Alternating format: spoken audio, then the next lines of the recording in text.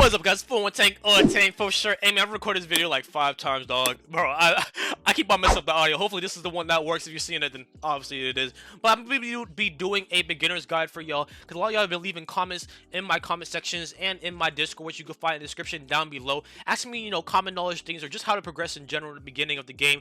So there's definitely multiple ways to progress, but I'm going to be showing you the easiest way. Now, first off, I want to show you how to transfer 2 items from your last character in case you die. You transfer over a little extra gear to get you a nice little head start. So you just want to go to the left, go straight, take a left, do this little parkour, climb up here, and then you want to go to the campfire to unequip whatever items you want to carry over, and then you just drop those 2 items in the valve right there, and those items will carry on into your next life. Now, when it comes to character customization, I'm gonna get started talking about it right now. Now, when it comes to your names, your last name, your variant, none of that stuff matters unless you're Capra. Then your variant does have an effect based on which one you are. I believe the green one gives you like more health. The blue one gives like reduced insanity to your teammates, and then like the red one gives better resting to your teammates. They all have different effects, but when it comes to character customization in general, it's really important what you pick.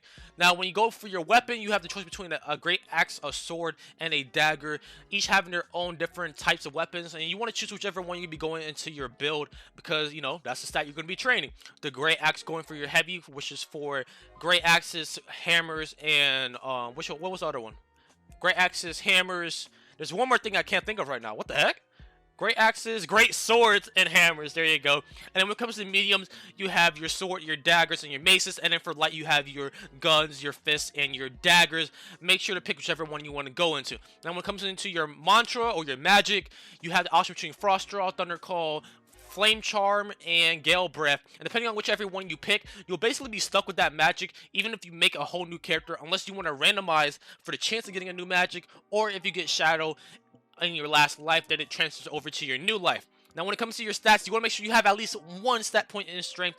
I'm telling you, you need this 1 stat point because it allows you to pick up the pickaxe from the Bandit camp, which is where we're going to be going to later, and it's very necessary to get rock and get coal to then make a flint, to then light campfires, to then heal. Now, there is 1 permanent campfire, but we'll get into that later. Now, when it comes to your boons and flaws, there are 3 boons that I recommend: Autodidact, Marauder, and Maverick. Now, if you get Adrat, you actually get Autodidact for free, so you can actually get Marauder and Maverick on top of that, and you can really get some nice XP plus some juicy luck. And for flaws, I always go Squeamish and Vegetarian, because all it basically means is you have to eat a lot more, but that's not a big deal, especially if you pick up materials for mushroom soup. My friend did go Oblivious once, and I tried it out, and it's honestly not that bad. It can't hurt you in the early game because you can't sneak up on bandits anymore, but if you're good at parrying, you're straight. You don't even need to sneak up on them. You can just kill them the normal way. And then especially if you go with agility build, that extra awareness is basically irrelevant once you get to like around 30 to 40 agility, so it's not even that big of a deal. But after you pick up all your stuff, you're going to load into the game. And first thing first, you want to go to this Etrian kind of guy just chilling on his side doing his own thing. He's going to give you a free 25. Now, I'm going to be doing this guide off of an Etria spawn because personally, I like it a lot more. I think everything's like more compact, closer together. I feel like it's a lot more beginner-friendly map to learn. So that's why I'm starting with Etria. But you talk to this guy, he gives you a free 25. You get a free 25 at Vigil as well. And then you want to go out and get your sting. Now, I forgot to mention that whatever stat is your highest when you're making your character, that's the type of equipment you'll get for that stat. So if you have fortitude as your highest, you get a training vest. If you have willpower as your highest, you get a prayer bed, prayer bead, and so on and so on. Now, in that bookstore we just went to, I got a weapon manual. Weapon manual just trains your weapon stats or puts investments into it. And you can also get encyclopedia textbooks, which increases intelligence. And you can also get how to make friends, which increases your charisma for things like Vow of Mastery, etc. Now, right here, I'm just showing an example of increasing my willpower by praying. Until you get to like around level 10-ish, you won't really need XP when it comes to praying. I'm pretty sure you can just spam it non-stop and get free levels that way. But for the most part, just go to Bandit Island or go lower Ezreal and get that free XP, because combat XP and getting grips kind of goes to everything to a certain degree. I know for a fact, and I'm pretty sure it goes to everything. It goes to everything. You can pretty much, if you just kill NPCs, you will be able to level up something eventually. And over here, we're in a mantra, and the mantra is where you get the equipment to train your stuff. Personally, I'm going ice right now, so I'll get the frost draw. And then over here is the mantra like editing table, where you could use certain ingredients that you get from chests and NPC drops to edit your magic to make it bigger, multiply, etc. There's a bunch of cool effects and ways you could customize your character. Now, if you come over here to the antique shop, this is where you're gonna be getting most of your bread. You feel me? This is where you're making most of your money. You just sell the stuff you get from islands that you don't want or is worse than your current gear. This is also where you can buy your training equipment. So you get the dumbbells, you get the prayer beads, you get the training vest, and then you get the Iron Master, just like cosmetic. It doesn't actually give you any stats, but you can fight Iron Master with stat benefits on different islands and stuff like that. Now we're gonna be going over here to the weapon shot, and the weapon shot is kind of like the last resort in my opinion. You go honestly just get a better weapon from farming really easily. But you know, if you do a farming trip and you come back, you just want to get a better sword or better shield or whatever, then you just want to come over here to weapon shop and buy it, and you just need like requirements to it, like 20 heavy weapon and 10 strength for the great axe and a hammer and etc. Usually you don't have to do this, but you know, for something like heavy weapon, it's really hard to get heavy weapon drops on the first island, so coming back here and getting an item isn't the worst thing in the world. Now we're going to be heading off to the dock so I can show y'all how to get to the first island. And again, don't forget to be picking up brown caps and denties along the way. Oh, actually, you know what? We're going to go to the blacksmith. So in the blacksmith, you can craft things that you find from schematics, which you can find schematics from NPC drops and chests, and you bring those schematics to him, and he'll tell you what you need and the requirements to make it. And then you can repair your armor, which is the blue bar underneath your health. There's certain talents that give you, like, restore your armor after you kill things, and just regen your armor at campfires, which are pretty cool. Now this guy in the baggy's basically like, hey man, if you don't snitch on me, I'll cut the prices in half. So don't snitch on him. Basically tell him you won't say anything, and he'll make cloth worth 3 instead of 6. Now I'm pretty sure you can actually, you know, just create cloth from fiber, and you create fiber from bamboo bundles. But in general, you know, 3 notes is not much at all, especially when you start getting some money. It's a little bit more convenient in my opinion. Now I'm just picking up these fruits. The calabasas give you a lot of thirst, so that's why I grab them. I kind of use them like a last resort, because the mushroom soup's going to give you some thirst regardless anyway. And if you just go down this path, you'll end up at the dock. And to get to Lower Ezreal or the Bandit Island, all you need to do is spawn your boat. Go straight, take a right.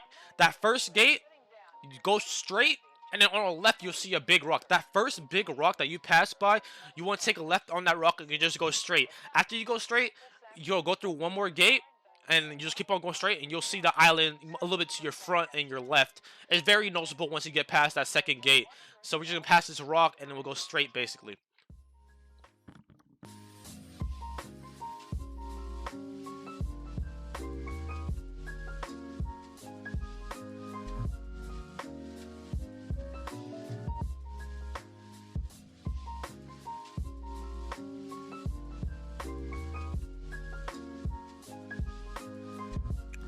Alright, you boys, now that we are at Lower Ezreal, or what I call it Bandit Island, because I don't even know if I'm pronouncing the name right, but you want to make sure you dock your ship. When you first start off, you know, every now and then you might die. It's happened to me before where I died and my ship was broken and I didn't have the money to refund my ship, so I had to steal someone else's ship to just make it back. So just make sure you despawn your ship, and you can do that at these little sticks or poles coming out the ground. They're pretty much on almost every island, and they allow you to spawn and despawn your ship. So if someone asked me how you do that, that's how you do it.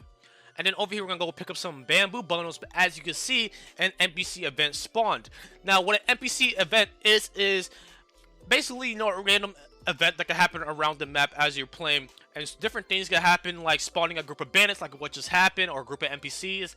2 different factions fighting each other. Whichever faction you help out will actually give you reputation to that faction. Example of that is what happens on this island where Etrians and Idosaur fight, or at sea when 2 different ships will be fighting against each other. And there's different things like bosses and etc, etc. There's a lot of cool things that can happen from MCU spawns. Now over here is where you want to do your first initial grinding. You'll be fighting these zombies that I call Shrooms, but they're kind of like coral zombies. I just call them Shrooms because they kind of remind me of the zombies from Last of Us, like the what are they called? The Screechers or whatever they're called.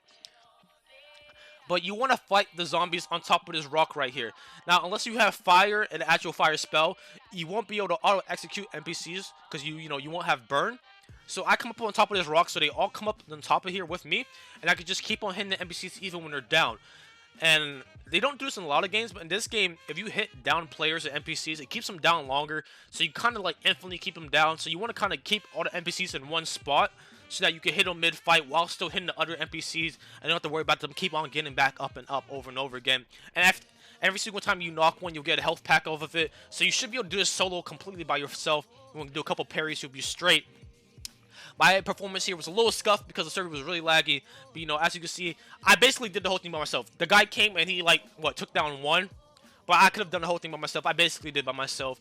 and then you just want to go around and gripping all of them. I do a couple of swings after like 2 grips just to make sure they stay down longer. You can also pick one up and then grip the rest. There's a bunch of different ways to do about it, but I just know I do extra hits because I'm paranoid. I'm just a little paranoid when I'm doing it. But after we grip this, or any NPC spawns, the chest will spawn either at the campfire that those NPCs spawned at, or just in general direction of where they spawn at. The campfire will actually spawn. I mean, the chest will actually spawn behind me on this rock, and then to the left of me, you will actually see, like on the top of this cliff, a lot of times there'll be 2 shrooms up there, and the only way to get to those shrooms is if you climb up on top of the rock to my left right now, and you kind of aggro them towards you. Which you can see right here, they'll usually be around that area, and then they'll come over to you if you climb up there. This is where the chest spawn. They always go spawn to that same spot. So, you know, if you know you're about to kill someone, you're competing with someone for the loot, just drop down there while the last one's being gripped. And then after you do that, you want to use your weapon manual to get your weapon up. Personally, I try to get my weapon up to get my weapon stat up to get my first new weapon, so I can like kill bandits and shrooms really fast. But it's up to you what you want to do. Is your build, have fun with it. Now, once you go down to 0 and your investment points, you'll level up. And with those level ups, you get things called talents. And talents are different effects and, you know, buffs to your character, which is basically what creates your build. Now, there's luck acquired in this game. You get luck from killing NPCs and players, or having Marauder, you get extra luck from killing players. And that luck gives you even better or legendary or rare talents. But in general, you'll be getting common talents regardless, unless you get pretty lucky. Now, over here is another NPC event that happens on here, where it spawns like these zombie shrooms that shoot out blasts and spawn more. And the ones they spawn actually explode themselves. So this one could like, it's really not that hard. It's really kind of just as easy as the shrooms. But, you know, if you're not parrying, if you're not being aggressive, it can be a little problematic. But for the most part, it's just as easy as regular shrooms. Just go around knocking them up. Kind of use the same strat. That right there is the Etrian guards. They just finished combat with, you know, some Audrates probably, so that's why they're all crowded up like that. But you want to go up these stairs, take a right, climb up this wall, and then you want to just keep on going uphill. And then soon we'll be heading up into the infinite campfire, which is on Lower Ezra. I believe this is this is one of the only 2 infinite campfires. There another one is inside of the bandit camp. But until you get your pickaxe, this is going to be one of the campfires you're going to be relying on. Now, there is bandits that spawn on this campfire. There's 3 of them. But luckily enough, when I get here, someone else cleared it out for me, so I don't have to really worry about that. I can just come over here, you know, make some mushroom soup and be chilling. But if they are here, you want to crouch up to and behind them. You can assassinate the ones wearing brown and one-shot them. But the one wearing white clothing, you have to assassinate them and then hit them a couple times while they're on the ground before they get up, because they'll be stunned. And if you're low level, you still won't be able to kill them even after they're stunned on the ground. But they'll get back up and they'll be like 1 or 2 shots, so it won't be a big deal at all if you just parry their initial hit and then go from there. But yeah, man, to make mushroom soup, you just want to use a brown cap and a denti. And to make a campfire, use 3 sticks and craft it, and you make it. Now, you can only make food next to an actual campfire.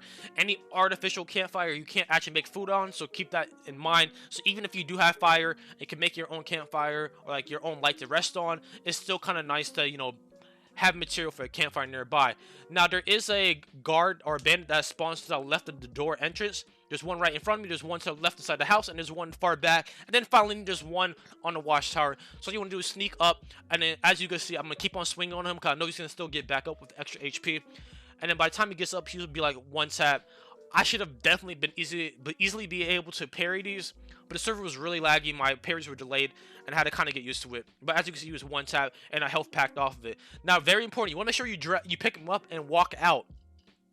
Unless you're strong enough to boss rate them, which is around, like, you know, you can if you're really good at the game. But unless you're able to boss rate them, you want to bring them out, because the aggro range in this game for gripping NPCs is very large. So if you use the grip that NPC inside the camp, you would aggro all the other ones. Now, if you climb up this wall right here, you could just do a jump dash while sneak up behind them, and you can take up this one in the watchtower. And then, as you can see in the far back, someone else is taking care of that one next to the infinite campfire. That campfire, all the way in the back of the camp, is another infinite campfire.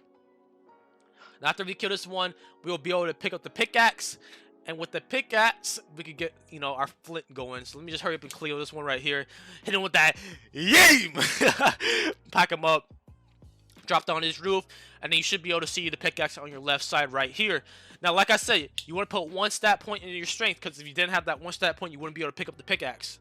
Now, that boy right there, that's a Sharko. We don't mess with Sharkos. We do not mess with Sharkos at this level. Obviously, if you're really good, or if if you're used to his patterns, you can block all his attacks and then dodge his kicks. But you know, that's for people that are a little bit more advanced. I want to make a guide that's, you know, beginner friendly, and you wouldn't be able to do that. So, you know, stay away from Sharkos unless you have, you know, the gear strong enough to take them down, or you have friends with you. Now we can come over here. This is the last part of the video, and then you should be able to be on set to, you know, go explore DEEPWOKEN all by yourself. But we're gonna go over here. You're using a pickaxe to be getting coal, iron, and rocks. Coal is the dark black material. Iron is like the brownish material, and then rocks is like the grayish black, or like the grayish material. And you need 1 coal and 1 rock to make a flint. So I always grab 2 of each, because flints do break over time if you use it too many times on a campfire or different campfires. And you never want to be in a situation where you ran out of flint material and you need a campfire and you can't spawn one, and you don't have a ship that you can rest at, or you don't have flame where you can make a resting spot, or lightning where you can start a campfire by yourself, you know? So always make sure to keep 2 flint on you, especially if you're going ice or wind.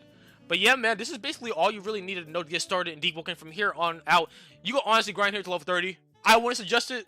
I would suggest grinding here to like level 10 to 20, and then going to somewhere like Ministry or Hive with Friends or some other area and getting better XP and loot and drops of that nature. You can go to Summer Secret too, which is another great spot to get XP at, and, you know, get a nice little head start. But hopefully this video did help you guys out. If it did, smash the like button down below. If you're new to the channel, subscribe. I'll see y'all boys later. Stay safe. And yeah, man, Merry Christmas. Hope this guide helped you out. Peace.